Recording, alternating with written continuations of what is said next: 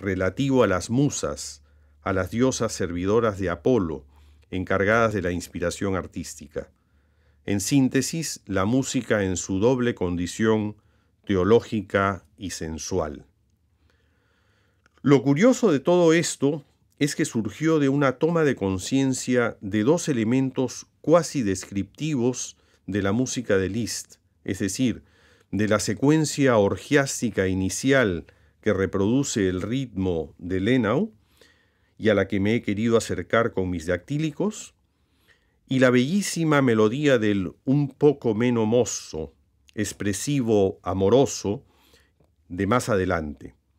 Dos fragmentos en contraposición evocaban la condición sensorial y hasta sexual de la música y su aspiración divina.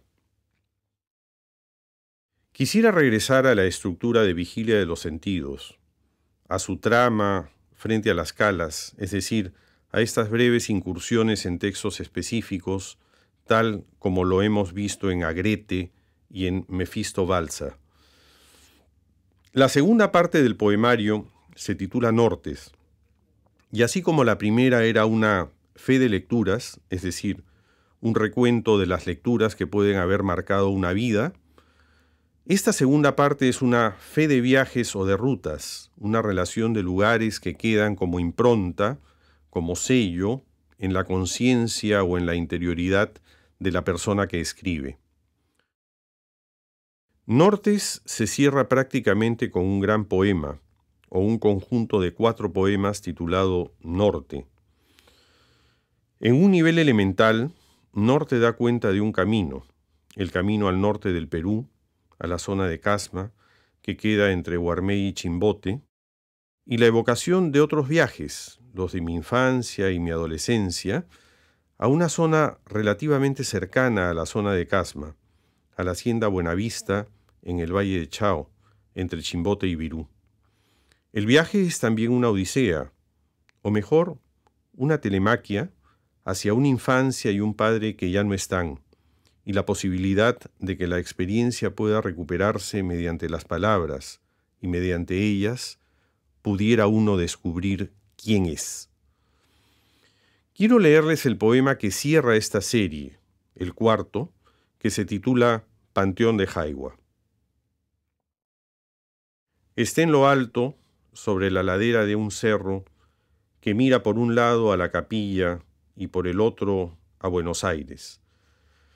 La pirca que lo cerca está construida con las piedras del cerro que, juntas, sirven también para formar los cerritos donde se clavan las cruces de las tumbas. Con cifras que son fechas y letras que son nombres, aún erguidas, ladeadas, rotas, juntas, separadas, las cruces dibujan el plano de este espacio.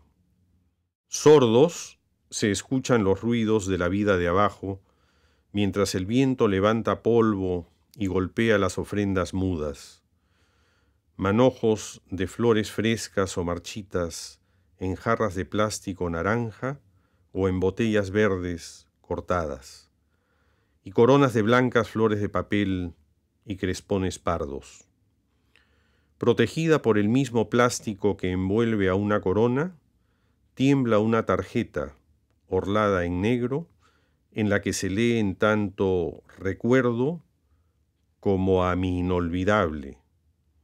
La tinta se ha borrado sobre las líneas punteadas.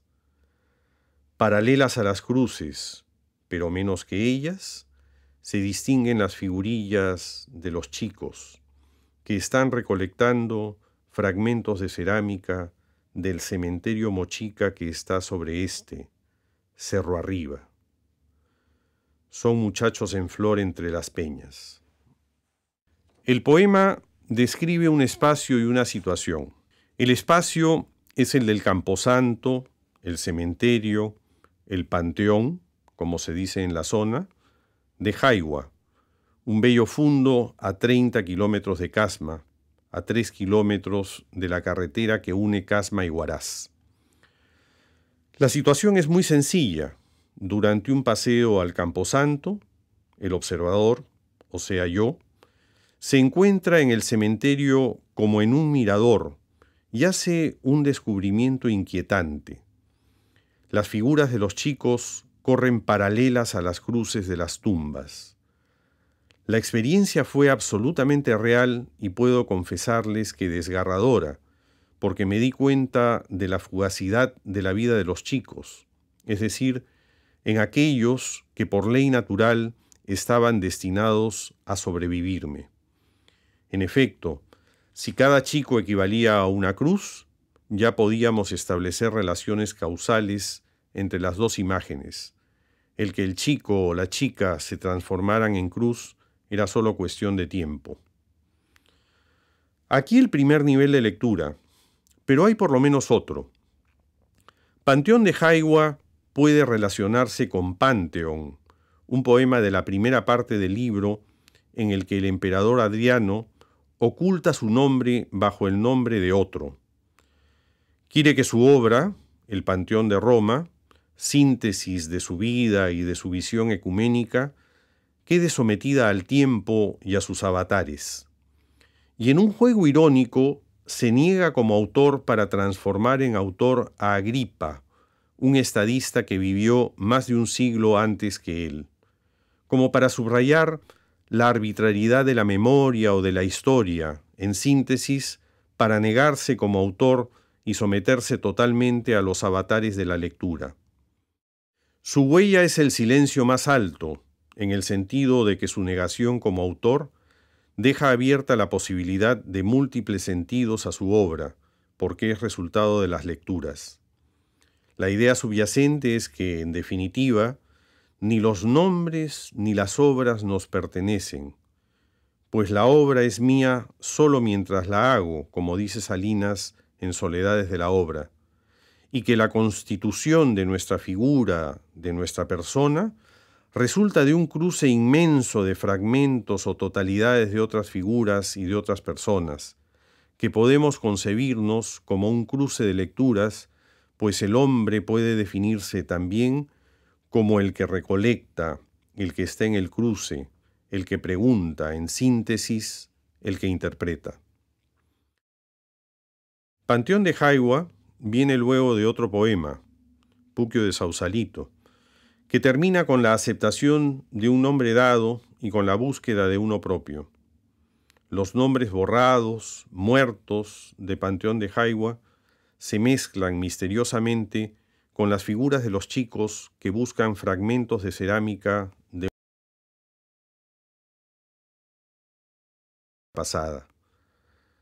Y en esa contigüidad reviven. Son muchachos en flor entre las peñas, es decir, son vivos entre los muertos. En otras palabras, pueden hacer revivir, con su vida de lectores, las palabras muertas de las obras literarias. La tripulación de la corva barca que acompañó a Ulises en su aventura es al final un puñado de chicos, un puñado de muchachas y muchachos que recogen fragmentos de un mundo perdido al costado de la muerte.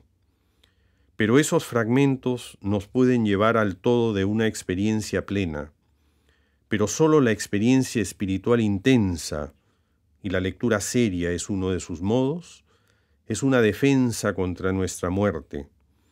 No contra nuestra muerte física, sino contra nuestra muerte como personas, o sea, como máscaras que han delineado su figura, que se han hecho a sí mismas, que han encontrado su destino porque se lo han creado.